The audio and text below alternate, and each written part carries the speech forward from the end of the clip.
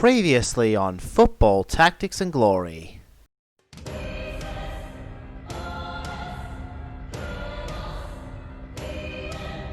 It has once again been too long since the last time I played this game, and for that I apologise. We are playing Blackburn, and if we can get at least a draw here, that would solidify safety in the league, barring a catastrophe. The good news for us is that even though they have a really strong defense, I don't know how we break this down at all. Their only good forward is this guy. This guy's an amateur. That's a problem. They only have one fullback, but you can see he's still a nuisance. I lined up Jerd on the other side. Don't really rate my chances of taking the ball off of Pritchard, so I'm actually going to move Popejoy here so we can try and intercept a pass.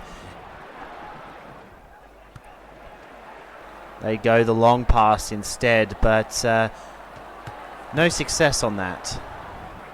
And they're probably going to pass low, which is exactly what they do. How did I lose that fight with Chalk? Well, Popejoy has got to get that. Oh my... Man, that sucks. How does the old saying go? The best laid plans do not survive first contact with the enemy. Nothing we can do other than give that another go off our kickoff.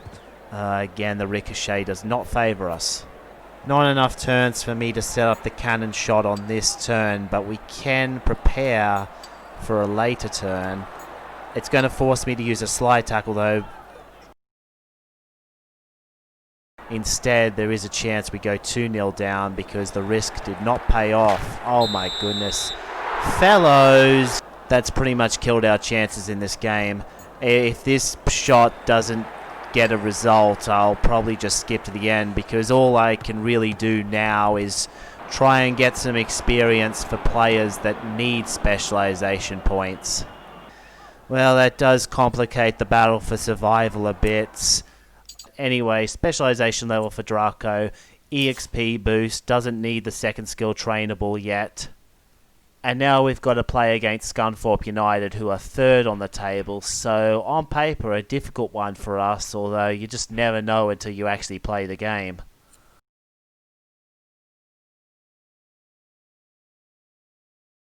I decided to shoot anyway because why not, and Challengers actually held on to that ball somehow.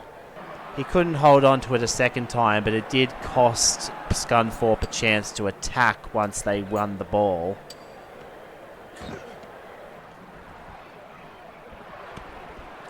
Oh dear, counter-attack though. Although, okay, I get it. He's got level 2 Rainbow. So should I have put Trivet here? But then he would have just dribbled around Trivet. Sneaky buggers playing Jerd offside in response to that. We can nonetheless still turn it into a shot on goal for Challenger, untroubled. But this is where I would have liked to have had Bins or level 2 head play on Trivet by now because, yeah, this is going to be a difficult and... So, no breakthroughs to speak of as we enter the second half. Bit of a stupid pass there to go straight through bag. Yeah, why not try something fancy? Okay, that's why I don't try something fancy.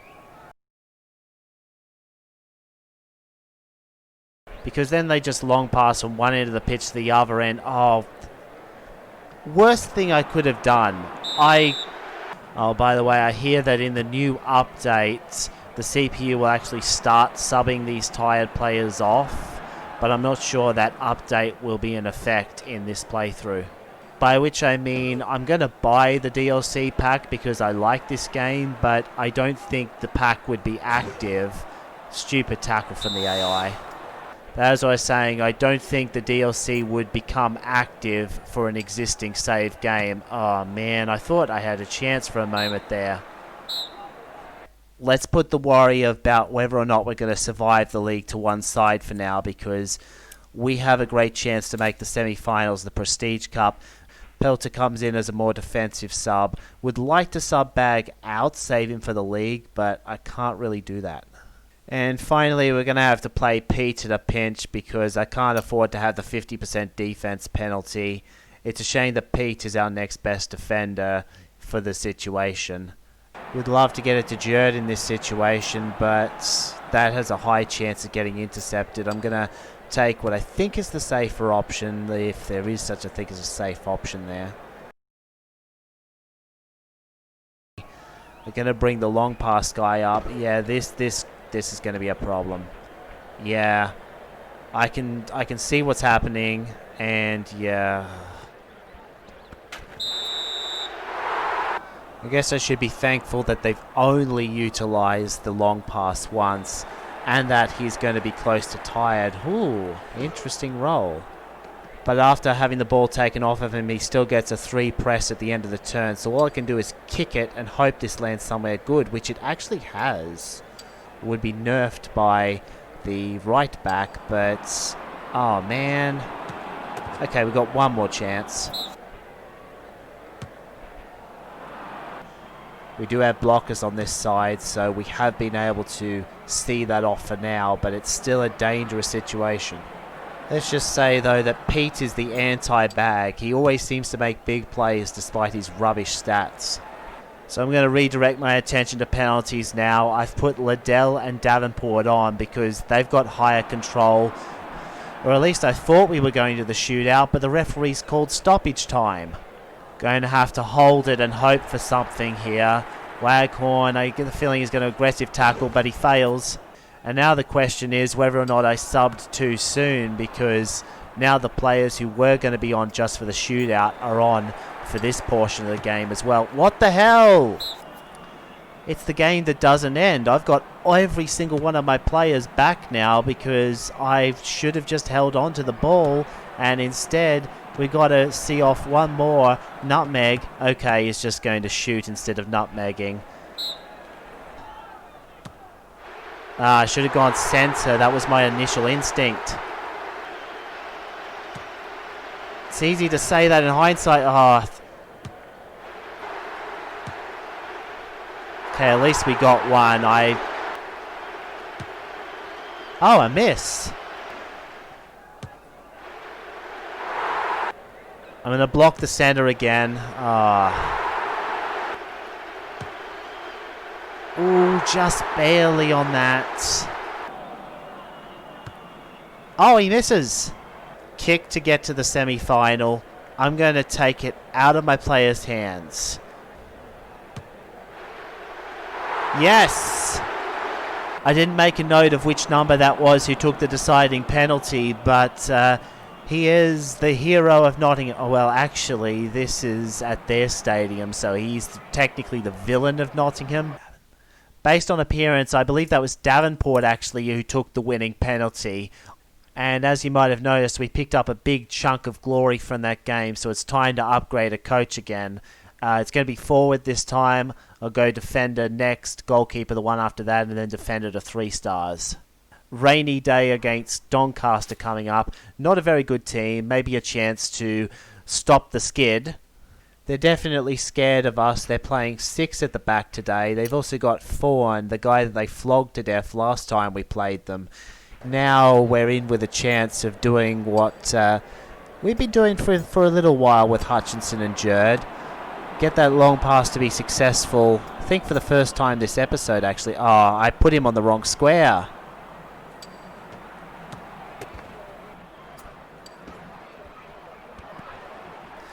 We managed the pass, but not the fight in the box. So it's power shots and another corner. Yeah, I think that's the first time I've seen someone pass the ball to themselves in this game. I wanted Binns to make that tackle, but he's only got 2 defense, so it's going to have to be Jert, and he's still fat. What the... So now I've given them a chance to rainbow feint, and it's actually worked despite Attil nerfing it. And, oh my goodness, are we about to lose to... No. But I think it's fair to say that this match is not going to plan, and we need to be better in the second half. And they're just going to try and hold this ball up for the draw, so that's very annoying. As is that. Oh, geez. I took a risk there because I... Okay, Trevor takes the ball and averts disaster. Manages to hold it as well. Which means we now get to... Lewis has got strong goalkeeper, so it's no gimme. Okay. And then we just play keep away with Hutchinson. And in fact, they got a bad roll out of it, so we can potentially make it 2. Okay, yeah, that was very cheeky of me, but my excuse is that our sponsor pays us per goal, so we do need to run up the score. Level 3 long pass could be potent for the little time left that we have him, so why not go minus 30 skill training to see if we can get make use of that for just a little while. We're close to gaining level 2 slide tackle, but I don't think we'd be able to train the 3rd level in a suitable time frame before you have to sell, so 70% experience. You may notice just in the corner there the Birmingham City logo. That's our opponent for the semi-finals. That match will kick off the next episode, but for now we've got Peterborough, who look quite beatable, especially since the guy who's supposed to be their sweeper isn't actually a sweeper. Have been fumbling over my live commentary a fair bit. It's going to require some editing in the post-com, maybe some... The AI is still not the smartest at defending corners because they could have put their level 3 head play guy here. And instead, we've actually had a decent chance of scoring that, but yeah. Oh, man. And now that gives this guy a good chance to nutmeg unless we move Pope Joy to this side so that he can't. But then instead West gets a chance to do something. But, oh, because he's got cannon shot as well. Oh my goodness. I was screwed no matter what I did. Oh, I should have moved Pope Joy back instead of across.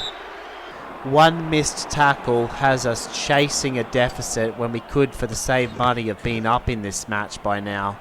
Hutchinson wasn't quite 100% fit. That's why he didn't play the first half. But I think at this point he is the best option we have to actually do something in this game. They are forcing Chalk to make a lot of tackles because I don't trust Liddell to do much. At least we got the ball on the second time of asking, but that still leaves us on the back foot. Chalk's been fouled again. And, oh, come on, you got to give me one. Okay, the game has given me one in the form of letting Hutchinson intercept the ball, but that doesn't help us because Judge just gets the ball back. Oh, man, we should have won this game, and I didn't account for their midfielder having cannon shot, because who puts cannon shot on a universal midfielder? So, I give up a stupid goal against the run of play. An obvious weakness in that game is that I wasn't able to use Liddell much. I had to drag Chalk out of position to make tackles, but that's not going to be the case anymore because now we can make him a fully fledged defender, and it actually gives him some decent stats. However, we're not out of the woods when it comes to training up new defenders yet. Malin still needs to become a left back, and he's got even worse defense than Liddell, although he doesn't get the 50% penalty, so he is actually slightly better at the moment. Okay, going to force them to chase because their biggest weakness is that they don't have a lot of mobility, at least not to this side of the field. They do have a universal mid, but he's over on this side. Their defensive mid is working overtime in this game.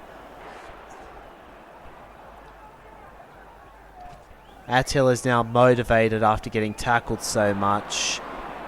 And knowing what I know about pathfinding on passes in this game, we can actually thread the needle on this and finally get the ball to the player we wanted to get to all along, only for it to go completely tits up. Oh, we almost got done on the AI always getting their lofted passes on target too. And Attil nerfs that slide tackle, meaning, oh, it's a foul, and going to try something very dangerous off this, because I think we may have a chance to score with Trivet. Oh my goodness. Think this might be the time to panic. I've left holes everywhere in defense now. Well, Tupper, if he wants to pass to anyone, he's going to have to pass through Bag. Oh, I keep forgetting that the AI can just get a lofted pass whenever they want. This might be the right time to just kick the ball out so I can actually have a lineup that makes sense on the pitch.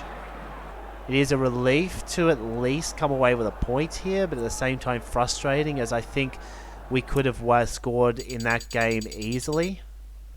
Especially when Portsmouth were down to 10 men for the last stretch there. But yeah, that's our season right now.